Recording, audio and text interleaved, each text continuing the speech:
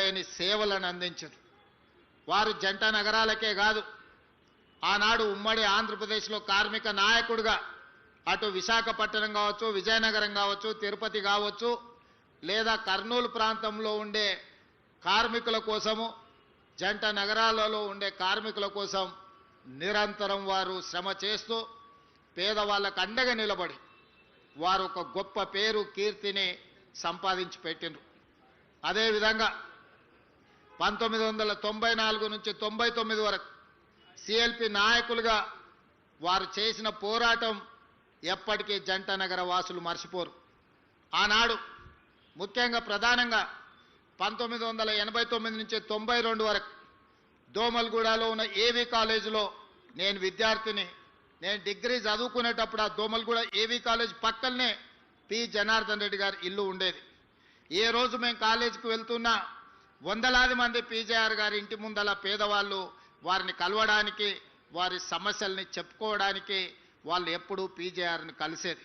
ఎప్పుడు చూసినా జనాల సందడితోని పీజేఆర్ గారి ఇల్లు సమస్యల పరిష్కారానికి ఒక జనతా గ్యారేజ్ లాగా ఆనాడు పీజేఆర్ గారి ఇల్లు దోమల్గూడలో పేదలకు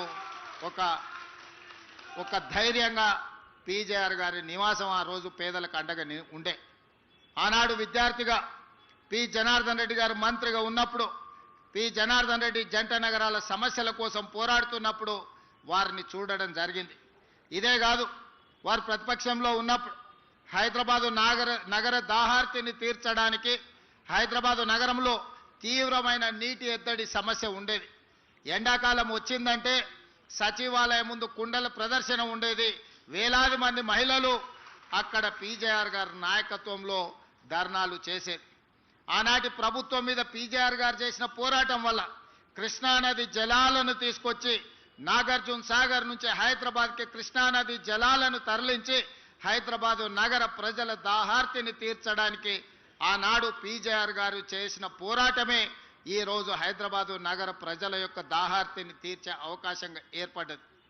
ఆనాడు వారి పోరాటమే భవిష్యత్తులో గోదావరి జలాలు, మంజిరా జలాలు, సింగూరు జలాలు, కృష్ణానది జలాలను తీసుకొచ్చి దాదాపుగా 1,20,00,000 మంది జనాభా ఉన్న ఈ నగరానికి ఈరోజు తాగునీటి సమస్యను తీర్చడం జరిగింది.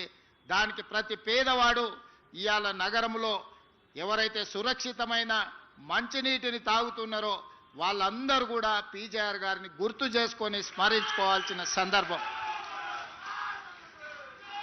అదేవిధంగా ఖైరతాబాద్ శాసనసభ నియోజకవర్గం అంటే ఆనాడు దేశంలోనే పేరు